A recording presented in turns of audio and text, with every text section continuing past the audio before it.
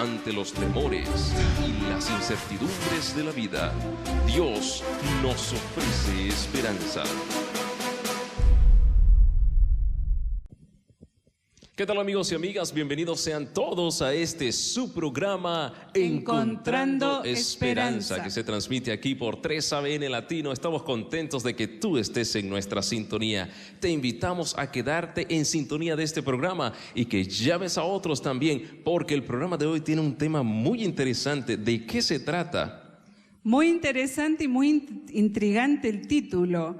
Los dos testigos muertos en la plaza. Un momento, Julia, ¿cómo los dos testigos van a estar muertos en alguna parte? Y si están muertos, ¿cómo son testigos? No te pierdas, en un momento más el pastor Canales va a estar con nosotros describiendo cómo estos dos testigos están muertos en la plaza. Llama a otros también para que sintonicen este canal y puedan ver este programa tan interesante e importante. Así es, y continuaremos entonces invitando al pastor anfitrión de esta serie, el pastor Jorge Mardones. Él va a tener una palabra de oración. Así es, y vamos a estar en contacto, en comunión con nuestro Creador. Adelante, pastor, bienvenido. Muchas gracias. Muchachos, vean estos cuadros que tenemos aquí. Vamos a pedirle al Señor en esta oportunidad que haga realidad esto. Primero nos arrepentimos, vamos a Jesús, la cruz nos perdona, nos redime y llegamos a ser nueva criatura. Vamos a inclinar el rostro entonces para pedir la presencia de Dios con nosotros. Querido y amante Padre, te damos gracias por el privilegio que nos das de asistir una vez más a escuchar tu palabra. Te ruego, Señor, que tu Espíritu Santo pueda hacer una realidad la transformación de nuestras vidas, que al ir a la cruz de Cristo podamos llegar a ser nuevas criaturas.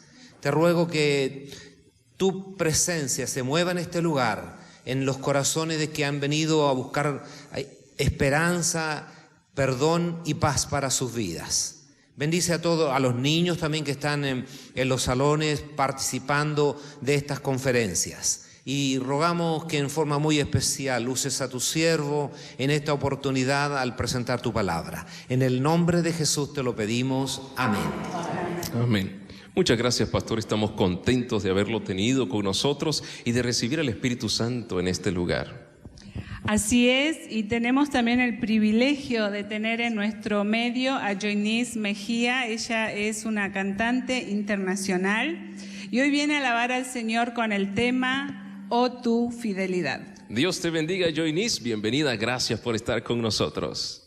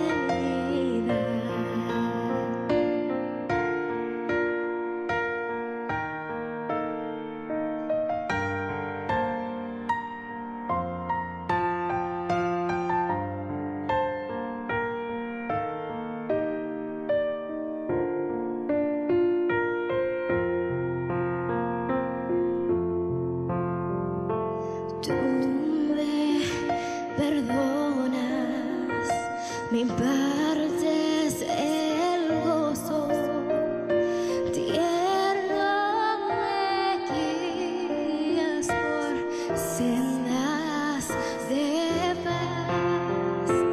Eres mi fuerza, mi fe, mi reposo.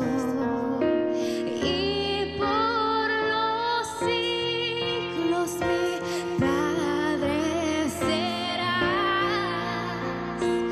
Oh, tu fidelidad, oh, tu fidelidad, cada momento la veo en mí. Nada me falta, pues todo provees. Grande, Señor, es tu fidelidad. Grande, Señor, es tu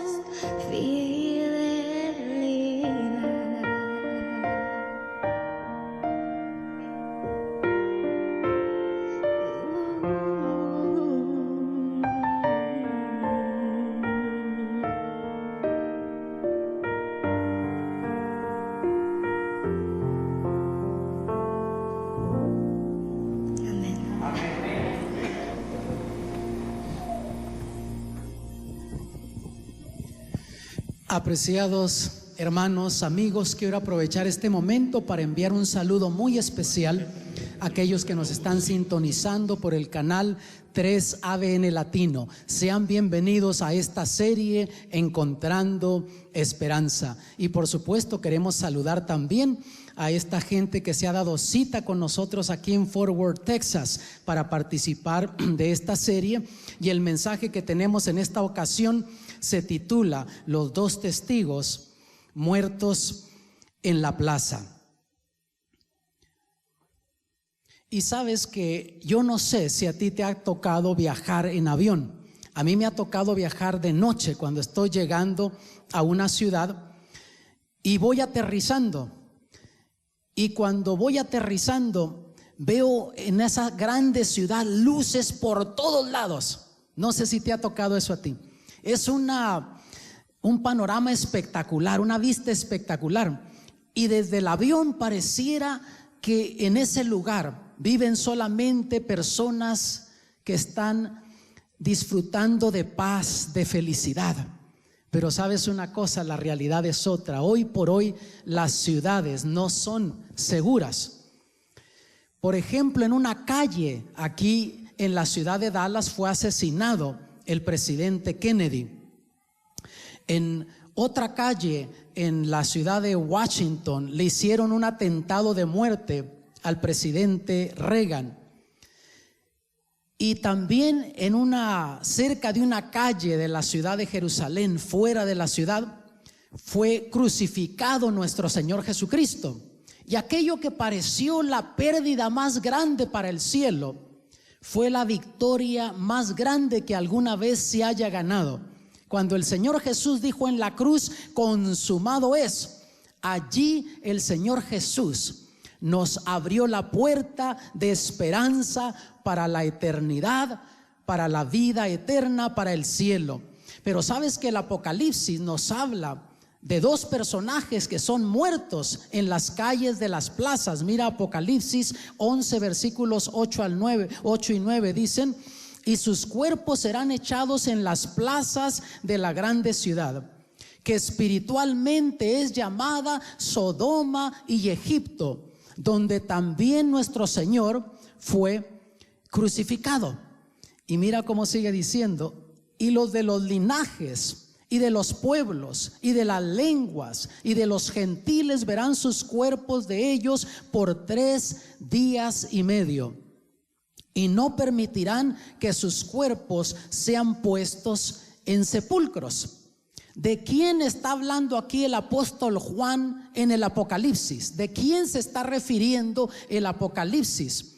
Vamos a ir a la Biblia a ver qué nos dice la Biblia, porque hemos estado diciendo si está en la Biblia, yo lo creo. Si no está en la Biblia, no es para mí. Tú que nos ves desde tu hogar, únete a nosotros. Si está en la Biblia, yo lo creo. Si no está en la Biblia, no es para mí. El versículo 3 de Apocalipsis nos comienza a descifrar de lo que se está hablando aquí. Mira, el versículo 3 dice: y daré a mis 2 testigos, y ellos profetizarán por 1260 días vestidos de sacos. Por lo tanto, los versículos 8 y 9 simplemente hace referencia a 2 personajes, pero aquí el apóstol Juan los identifica como mis 2 testigos. Dios hablando dice mis 2 testigos. Ahora la pregunta es: ¿quiénes son estos 2 testigos? No tenemos que inventar, la misma Biblia se explica a sí misma. El versículo 4 nos comienza a dar la primera pieza del rompecabezas para entender quiénes son esos 2 testigos. Dice así: estos testigos son las 2 olivas y los 2 candeleros. Por lo tanto, el versículo 3 los identifica como mis 2 testigos. Versículos 8 y 9 que son muertos en las plazas de la grande ciudad. Pero aquí nos da una pieza más para comenzar a ver el cuadro, y dice que esos 2 testigos son las 2 olivas y los 2 candeleros. Vamos a ir a otro libro profético que nos va a ayudar a encontrar otra pieza de este rompecabezas que nos va a ir armando este cuadro profético. Y vamos a ir al libro del profeta Zacarías, capítulo 4, y los versículos 1 al 6. Y vean lo que dice: y volvió el ángel que hablaba conmigo, y despertóme como un hombre que es despertado de su sueño. Y díjome: ¿qué ves? Y respondí: he mirado, y he aquí un candelero todo de oro, con su vaso sobre su cabeza, y sus 7 lámparas encima del candelero, y 7 canales para las lámparas que están encima de él. Hermano que nos ves desde tu hogar, aquí el profeta Zacarías está describiendo utensilios que estaban en el santuario. En este caso, Dios le está dando una visión del santuario celestial. En otro estudio ya hablamos de eso y dijimos que el Señor Jesús está ministrando en el santuario celestial. Y vean, sigue diciendo: y sobre él, ¿qué? 2 olivas, la una a la derecha del vaso y la otra a su izquierda. Aquí Zacarías identifica que ve esas 2 olivas, que en Apocalipsis el apóstol Juan dice que esas 2 olivas es símbolo de esos 2 testigos. Proseguí y hablé a aquel ángel que hablaba conmigo, diciendo: ¿qué es esto, Señor mío? Quiso entender qué simbolizaba eso de las 2 olivas. Él entendía los utensilios del templo, pero lo que no entendía era esas 2 olivas. ¿Qué representaba eso? Y el ángel que hablaba conmigo respondió y díjome: ¿no sabes qué es esto? Y dije: no, Señor mío. Entonces respondió y hablóme diciendo: esta es palabra ¿de qué? De Jehová a Zorobabel, en que se dice: no con ejército ni con fuerza, sino con mi espíritu, ha dicho Jehová de los ejércitos. Por lo tanto, vemos que aquí el profeta Zacarías entiende, se le dice que esas 2 olivas es palabra de Jehová, y que esa palabra de Jehová no es con fuerza ni con su ejército que le hemos recibido, sino dice Dios: con mi espíritu. Y sabes que hay consistencia en la Biblia, porque por ejemplo, si vamos al libro de Segunda de Pedro, capítulo 1, versículo 21, dice: porque la profecía no fue en los tiempos pasados traída por voluntad humana, sino los santos hombres de Dios hablaron siendo inspirados ¿de quién? del Espíritu Santo. Dice lo mismo que dice Zacarías. O sea, los profetas no escribieron porque no tenían nada más que hacer. Escribieron porque fueron inspirados por el Espíritu de Dios. Y por esas razones que hay consistencia en la Biblia, desde el Génesis hasta el Apocalipsis. Y de paso, no sé si tú sabías esto, amigo, hermano, que nos estás sintonizando desde tu hogar. Desde que se escribió el primer libro de la Biblia hasta que se escribió el último, pasaron alrededor de 1500 años. Y en ese interín cambiaron idiosincrasias, culturas, pero con todo hay consistencia en la palabra de Dios, en la Biblia. ¿Por qué? Porque el mismo Espíritu Santo que inspiró a Moisés a escribir el libro de Génesis fue el mismo Espíritu Santo que inspiró al apóstol Juan a escribir el libro de Apocalipsis. Y vemos que aquí esas dos olivas se identifican como siendo palabra de Jehová, o la palabra de Jehová. Y en Salmo 119, versículo 105 dice: lámpara es a mis pies tu palabra y lumbrera a mi camino. Y está hablando de la Biblia, de la palabra de Dios. Quiere decir, hermanos, que esos dos testigos que se les identifica como esas dos olivas, y que dice Zacarías que eso es palabra de Jehová, está hablando aquí del Antiguo y del Nuevo Testamento. Ahora hay quienes han querido aplicarle esta profecía de los dos testigos a Moisés y a Elías. Y es una doctrina muy popular en grupos evangélicos, y les voy a mostrar por qué. Van, por ejemplo, a los versículos 5 y 6 y dice lo siguiente: y si alguno les quisiere dañar, sale fuego de la boca de ellos y devora a sus enemigos. Y si alguno les quisiere hacer daño, es necesario que él sea así muerto.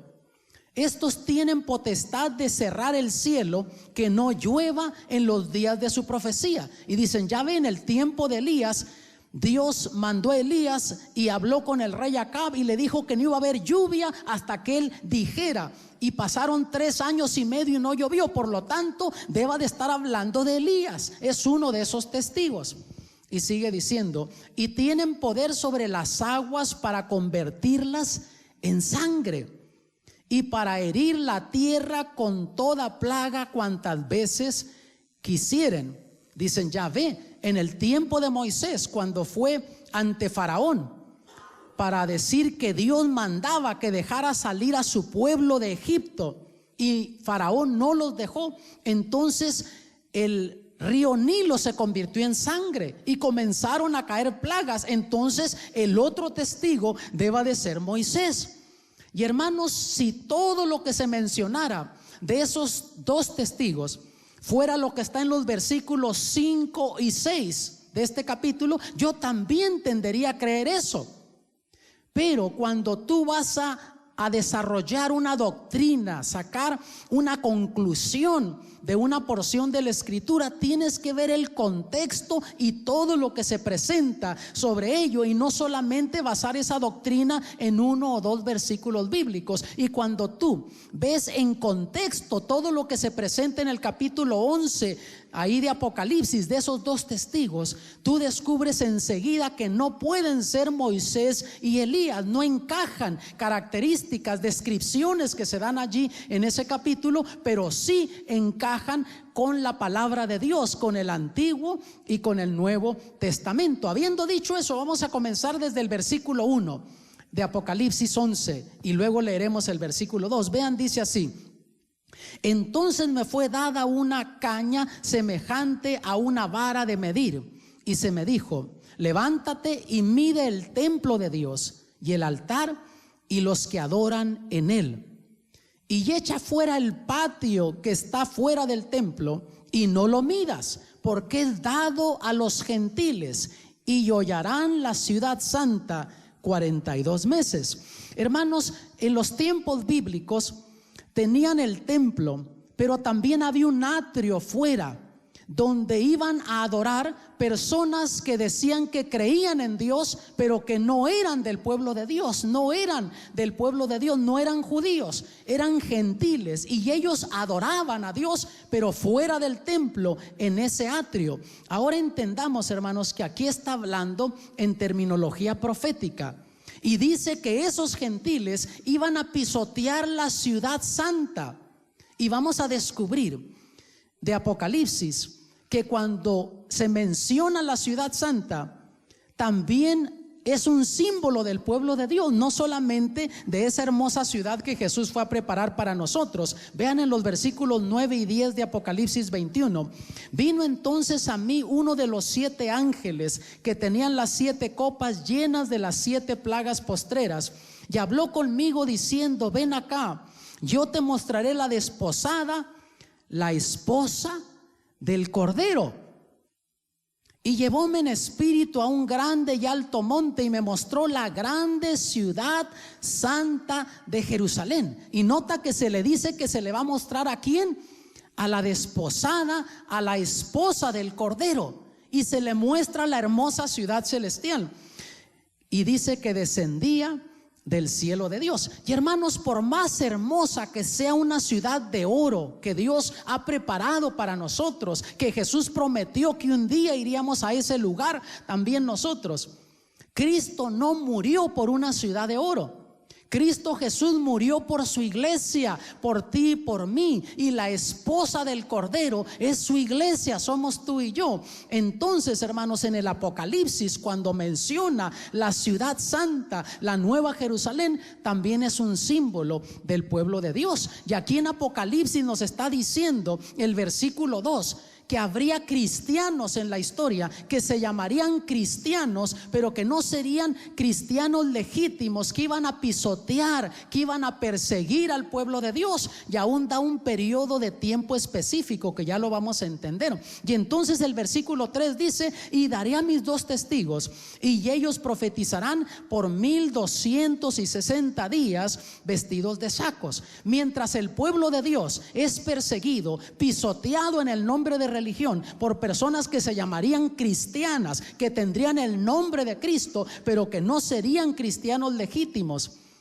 Con todo, esos 2 testigos, el Antiguo y el Nuevo Testamento, seguirían predicando bajo persecución, bajo opresión, pero seguirían dando testimonio, seguirían profetizando. Vamos a analizar algo de ese periodo de tiempo, porque miramos que se menciona allí 42 meses y se menciona 1260 días. Y hermanos, son terminologías proféticas, no se dejen espantar por ellas. Vamos a analizar esto. Por ejemplo, en Daniel 7:25, ese mismo periodo de tiempo se identifica como tiempo, tiempos y medio tiempo. En Daniel 12:7, tiempo, tiempos y medio tiempo. En Apocalipsis 12:6, 1260 días.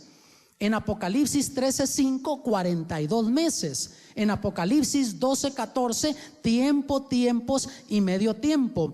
Y aquí, por supuesto, en Apocalipsis 11 se menciona como 42 meses o también 1260 días. Ahora, vamos a ver esto: tiempo, tiempos y medio tiempo. En la Biblia, un tiempo es un año, tiempos 2 años, medio tiempo, medio año. Y el mes bíblico es de 30 días. Entonces tienes en tiempo 360, tiempo 720, medio tiempo 180, te da 1260. Agarras 42 meses y lo multiplicas por los 30 días, te da 1260. Y luego también lo describe directamente como 1260 días. Pero como está hablando en terminología profética, tenemos que aplicar este principio que hemos estudiado en otras presentaciones. Por ejemplo, Ezequiel 4:6 dice: día por año te lo he dado. Quiere decir que en profecía bíblica un día, ¿cuánto tiempo es? Un año. Por lo tanto, aquí está hablando de un periodo de 1260 años. Y cada vez que se menciona en la profecía bíblica, en Daniel como en Apocalipsis, este periodo de 1260 años, siempre se menciona en contexto del surgimiento de ese poder político religioso que fue Roma papal. Siempre se menciona en contexto con eso. y vemos en el libro de la historia de la iglesia cristiana, volumen 3, página 327, que dice: Vigilio ascendió la silla papal en el año 538 después de Cristo bajo la protección militar de Belisario. ¿Quién era Belisario? Belisario era el general que controlaba el territorio de Italia. Para este entonces ya se había dividido el imperio romano. Y cuando Vigilio entra como papa en Roma, le da todo el apoyo y el poder político, y de ahí en lo adelante surge lo que en la historia se le llamó la unión de la iglesia y del Estado. Y sabemos que entonces comenzó en el 538 y iba a ser por 1260 años conforme esta profecía. Eso nos lleva ¿hasta dónde? Hasta el año 1798 de nuestra era. ¿Y qué sucedió para ese entonces? Ya en Europa surgía como potencia Francia, hermanos. Y de paso les repito aquí, vamos a ver esto, ¿no? Que en el 476 se divide el imperio romano en las naciones europeas, o lo que entendemos ahora como las naciones europeas. Y los vándalos, érulos y ostrogodos eran lo que se les llamaban naciones arrianas. Tenían una teología que enseñaban que Cristo no es Dios, que es un ser creado, pero que no es un ser divino. Y claro, nosotros entendemos que Jesús se humanizó, pero la Biblia enseña que Él también es Dios. Porque si tú vas al libro de Juan capítulo 1 versículo 1, allí con la terminología del verbo, hablando de Jesús, dice: en el principio era el verbo, y el verbo era con Dios, y el verbo, ¿qué dice?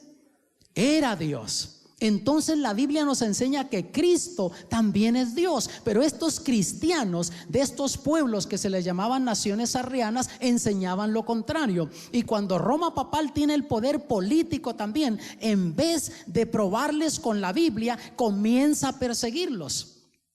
Y vean el versículo 3, regresamos a esto: y daré a mis 2 testigos, y ellos profetizarán por 1260 días vestidos de sacos. O sea, mientras el pueblo de Dios era perseguido en el nombre de religión, con todo la palabra de Dios, esos testigos, el Antiguo y el Nuevo Testamento, seguirían profetizando, predicando, pero bajo persecución, bajo opresión. Y históricamente está comprobado que así fue.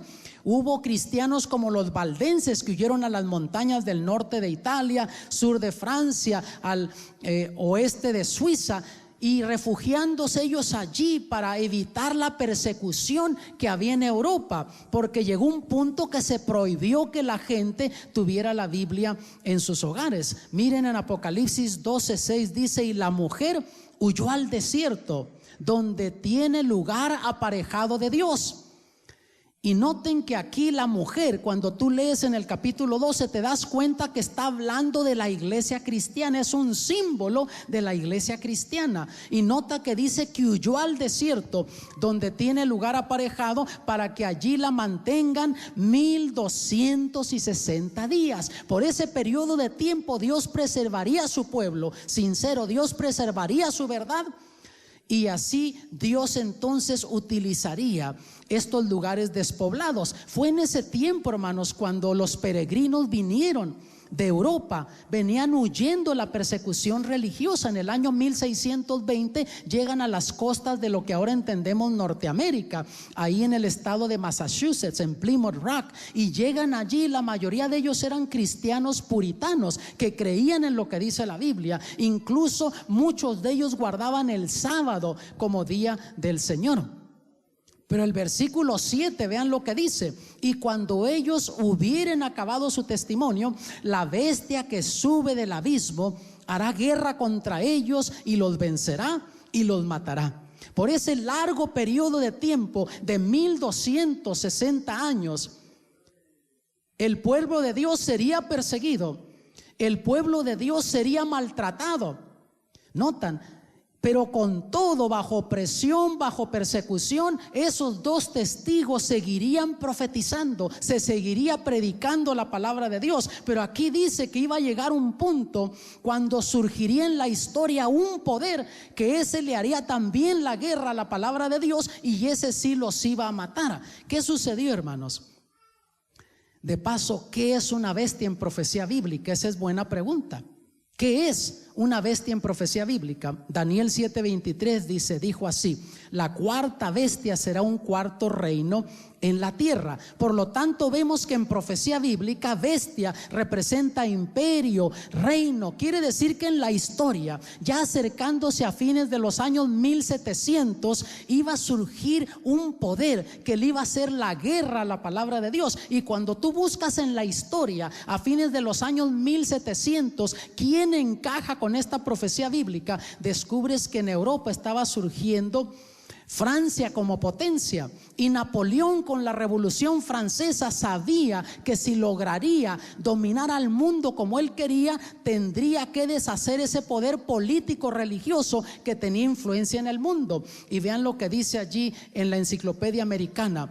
En 1798 él, Berthier, hizo su entrada en Roma, abolió el gobierno papal y estableció uno secular. Y la historia nos enseña que el 15 de febrero de ese año 1798 entró Berthier, el general de Napoleón, con su ejército francés, y se llevó exiliado al Papa Pío VI, ahí de Roma a Francia.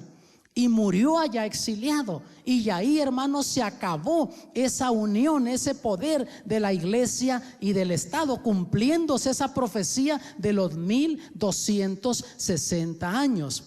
Vean el versículo 7 y 8: y cuando ellos hubieran acabado su testimonio, la bestia que sube del abismo hará guerra contra ellos y los vencerá y los matará, y sus cuerpos serán echados en las plazas de la grande ciudad, que espiritualmente es llamada Sodoma y Egipto, donde también nuestro Señor fue crucificado.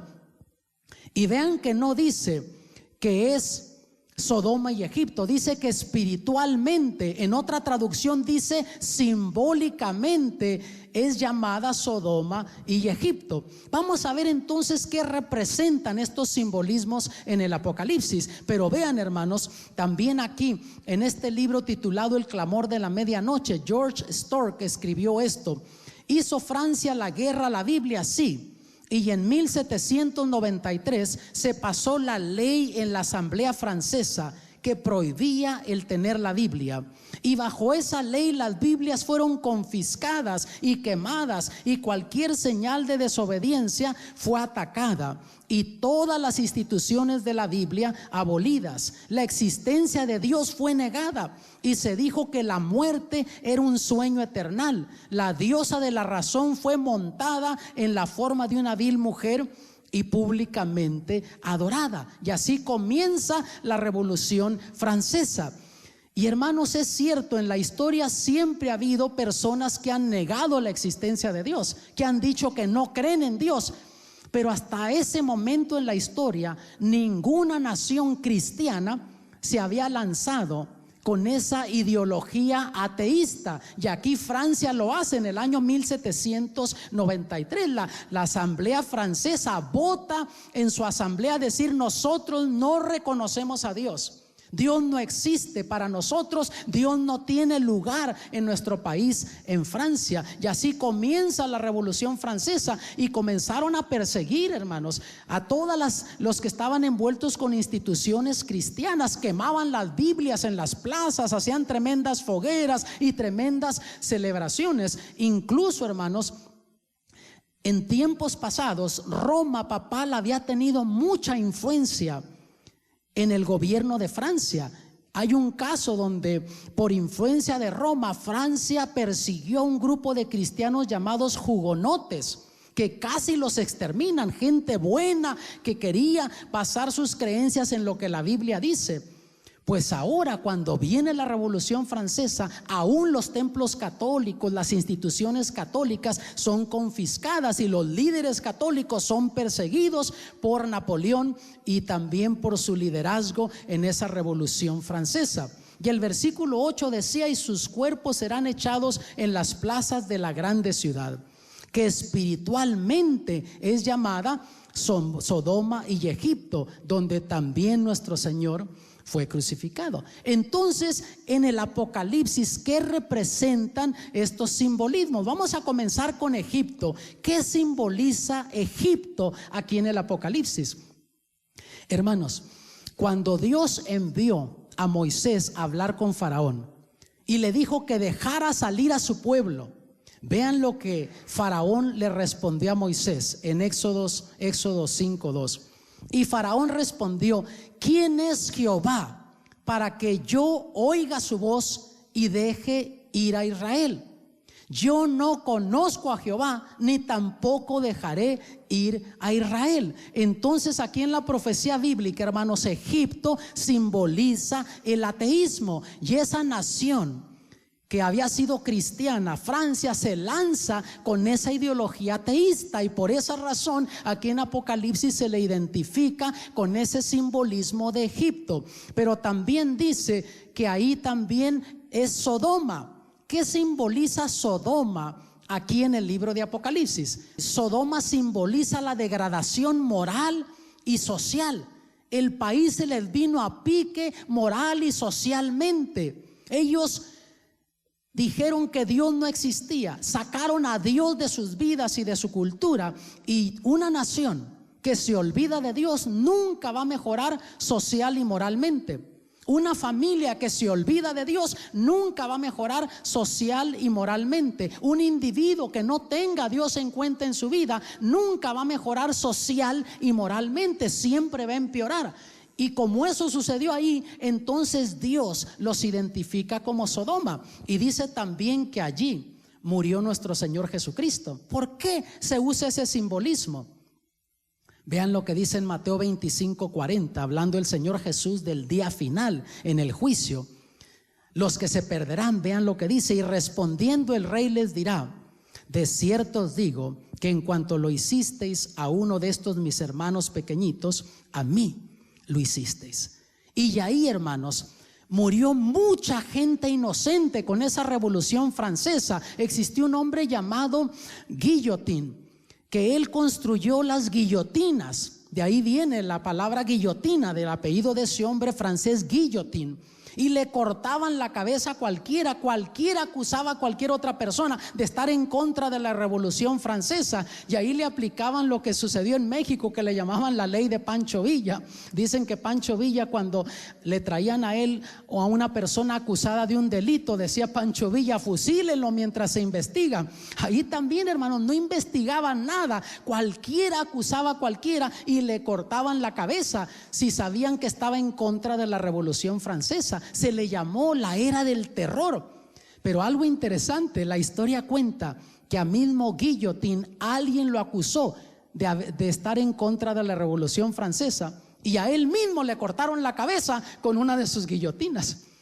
Y como allí murió mucha gente inocente, hermanos, por esa razón dice que ahí también murió nuestro Señor Jesucristo, fue crucificado.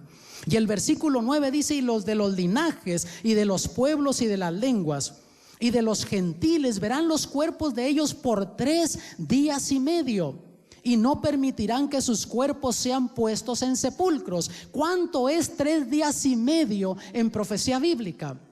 3 años y medio. Por 3 años y medio dice que no se permitiría que se recogieran esos cuerpos. Y está hablando de las Biblias, ¿no? Que se quemaban, esas Biblias que se llevaban a las plazas. En noviembre 17 del año 1793, Francia votó rechazar la religión. Y de nuevo, no fue cualquier cosa, fue un voto oficial de la nación en la Asamblea Francesa. Versículo 10 dice: y los moradores de la tierra se gozarán sobre ellos y se alegrarán y se enviarán dones los unos a los otros, porque estos 2 profetas han atormentado a los que moran en la tierra. Hermanos, de ahí en lo adelante otras naciones comienzan también a asimilar esa ideología ateísta de negar la existencia de Dios. Y sabes una cosa, aquella persona que no quiere vivir como Dios manda, la palabra de Dios lo atormenta, porque la Biblia dice que es una espada de dos filos. Es una bendición conocer la voluntad de Dios, pero cuando tú decides vivir en contra de la voluntad de Dios, eso te va a estar cortando, te va a estar lastimando. Versículo 11: y después de 3 días y medio el espíritu de vida enviado de Dios entró en ellos, y se alzaron sobre sus pies, y vino grande temor sobre los que los vieron. 3 años y medio después, la cosa cambiaría. Habría un resurgimiento de la palabra de Dios en la historia. Y en junio 17 del año 1797 se tomó el voto de restablecer la religión en Francia. 3 años y medio después. ¿Por qué? Se les fue a pique el país. La gente buena huyó o la mataron, y les quedaron los malandros, gente viciosa, gente problemática. Y se les fue a pique moral y socialmente la nación, al punto que tuvieron que reconocer que necesitaban a Dios en sus vidas, que necesitaban la palabra de Dios como guía para sus vidas. Y de nuevo restablecieron la religión en Francia. Entonces vemos que aproximadamente 3 años y medio después, de nuevo cobra vida. Y dice el versículo 12: y oyeron una grande voz del cielo que les decía: subid acá. Y subieron al cielo en una nube, y sus enemigos los vieron. Quiere decir que al cumplirse esos 3 años y medio, habría como nunca antes, hermanos, un despertar. La palabra de Dios sería exaltada, sería levantada, y efectivamente eso sucedió. Tú descubres que ya para el año 1804 surge la Sociedad Bíblica Británica, para el 1816 la Sociedad Bíblica Americana, donde ahora comienzan a producir con la tecnología que ya existía masivamente grandes cantidades de Biblias, que hasta entonces estaban limitadas las Biblias que había. No había el tipo de imprenta que ahora tenemos, pero ya para este entonces comienza esa revolución en la tecnología, y no solo imprimen en grandes masas, sino ahora en diferentes idiomas, y la gente comienza a tener la Biblia en su propio idioma. Comienzan los movimientos misioneros alrededor del mundo. Judson va a Burma, Corea a la India, Morrison a China, Moffat y Livingston al África, y lugares donde no se creía que el evangelio se podría aceptar. Comienza a haber un tremendo resurgimiento del cristianismo ahí. Versículo 7 dice: y cuando ellos hubieran acabado su testimonio, la bestia que sube del abismo hará guerra contra ellos, y los vencerá y los matará. Y hermanos, el 15 de febrero del año 1798 vemos el cumplimiento de esta profecía. Y sabes que, por ejemplo, George Hegel, este hombre francés, se le llamó el padre del ateísmo moderno en filosofía y teología. De ahí comienza un tremendo resurgimiento con el asunto de negar la existencia de Dios. Notas, y más que ser una nación, fue una ideología que se comenzó a propagar también alrededor del mundo. Este George Hegel estudió teología, imagínense, estudió la Biblia, pero no para conocer a Dios, no para conocer la voluntad de Dios. Él estudió la Biblia para probar que Dios no existe, que la Biblia no era inspirada por Dios, que eran escritos solamente de hombres. Después viene Carlos Darwin. Él leyó los escritos de Hegel y él salió con el origen de las especies, o sea, la evolución, que nosotros no venimos por medio de una creación, que Dios no nos creó. No sé si tú que estás en tu hogar has oído hablar de esto, pero aún ahora gente cristiana también habla de eso. Ya están comenzando a aceptar la idea de que el mundo existió y nosotros por medio de un proceso de evolución. Después aparece Karl Marx, que él también leyó los escritos de Hegel, pero cuando Darwin tomó la línea científica, este tomó la línea política y sacó el comunismo ateo, y de ahí se comienza a seguir propagando como nunca antes esa ideología. Voltaire, este hombre francés, vean lo que dijo: yo estoy cansado de oír a la gente repetir que 12 hombres establecieron la religión cristiana. Yo voy a probar que una persona es suficiente para destruirla. Y él luchó para destruir el cristianismo. Él luchó para deshacerse de la palabra de Dios. Pero hermanos, en ese mismo tiempo, un reformador escribió lo siguiente: la Biblia es un yunque que ha desgastado muchos martillos. Y así ha sido en la historia, hermanos. Todo aquel que se ha levantado en contra de la verdad de Dios no ha prosperado. Toda nación, todo individuo que ha ido en contra de la voluntad de Dios y que ha luchado en contra de Dios y de su pueblo, no ha prosperado. Y vemos que entonces el comunismo ateo, hermanos, prácticamente terminó para el año 1991 con la caída de la Unión Soviética, aunque todavía hay residuos del comunismo alrededor del mundo, pero no en la fuerza que existió en su tiempo.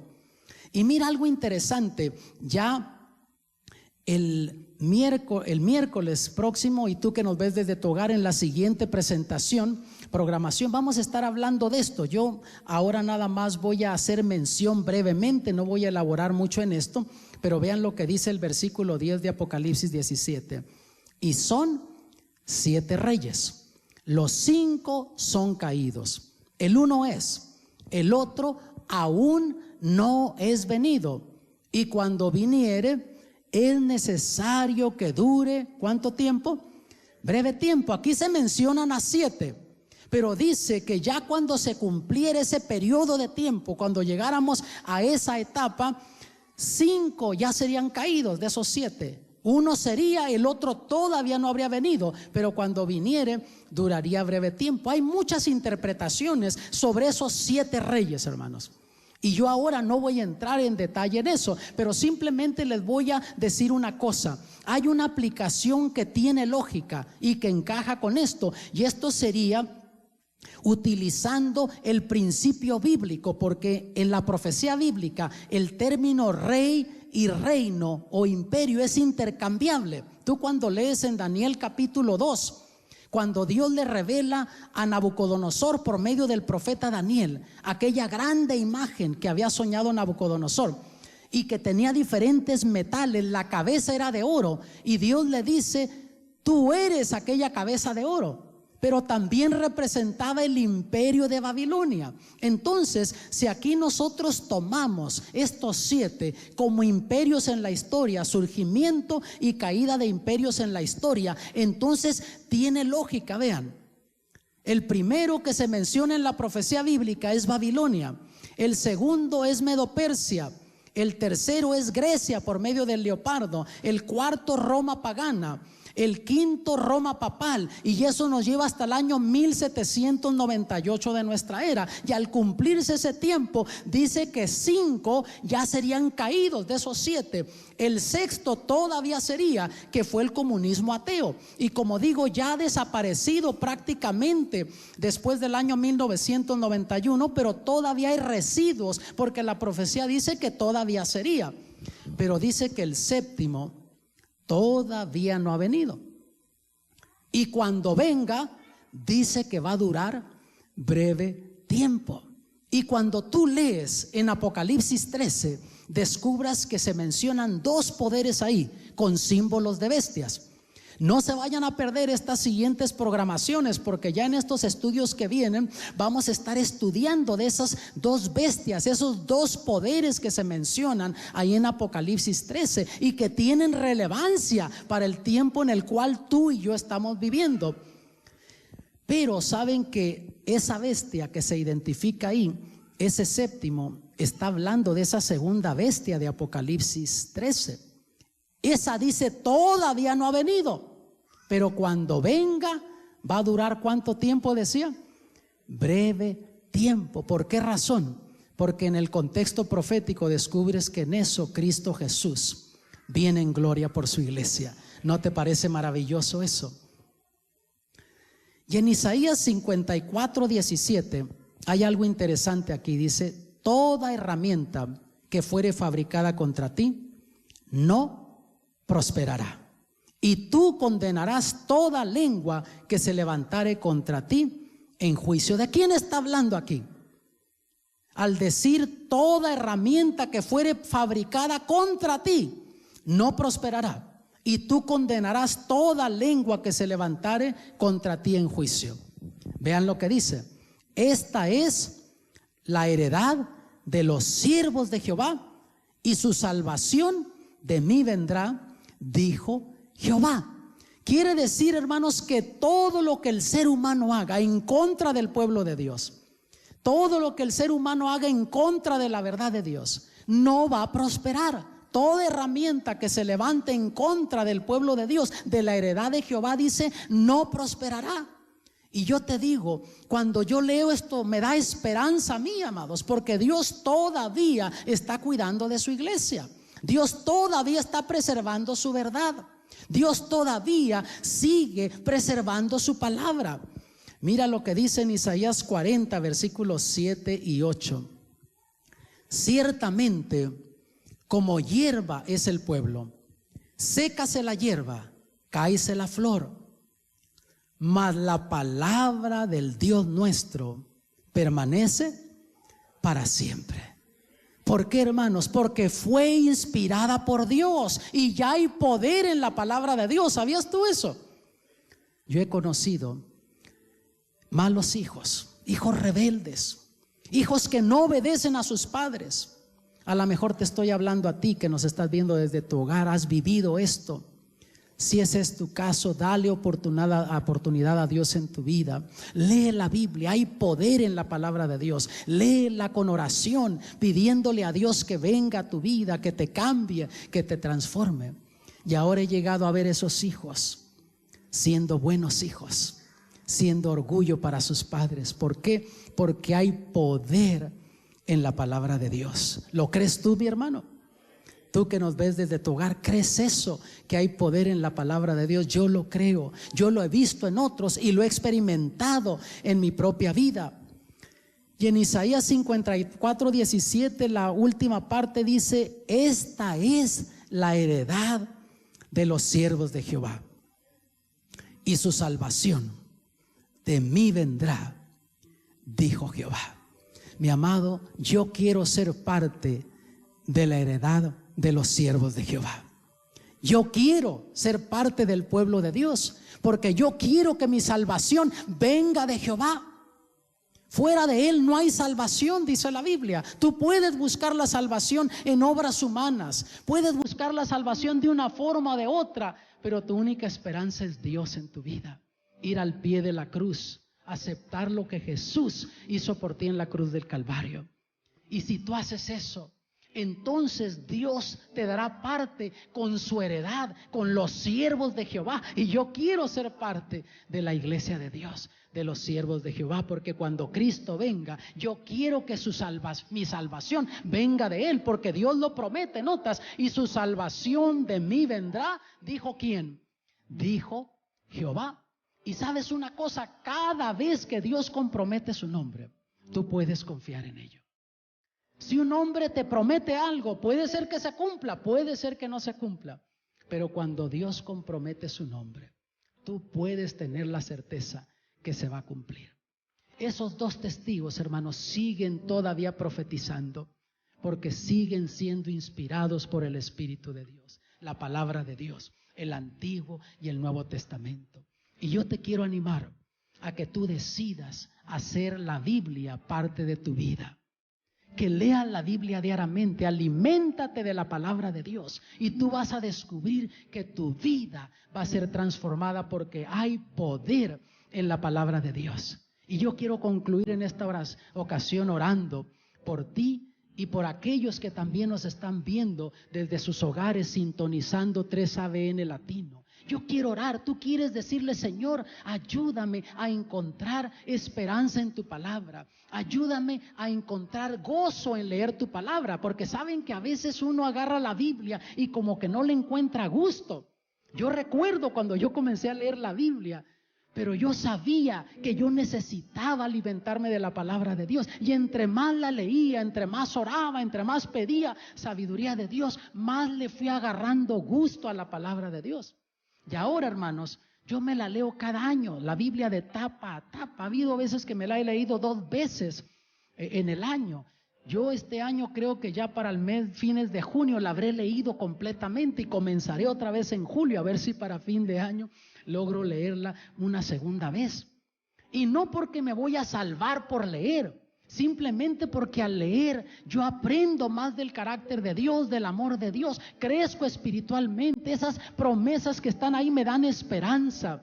Y yo quiero orar por ti, nos quedan unos segundos nada más, pero quiero hacer algo especial, hermano de iglesia, amigo que nos visitas, tú desearas que la palabra de Dios cobre vida en ti, que al leerla, la palabra de Dios cobre vida, te ayude a ser diferente. Si eso quieres, ven al frente, vamos a hacer una oración especial. Hermanos de iglesia, invitados, pasen aquí al frente. Si tú quieres que la palabra de Dios obre ese milagro en tu vida, quieres que algo especial suceda en tu vida, hay poder en la palabra de Dios. Reclama ese poder.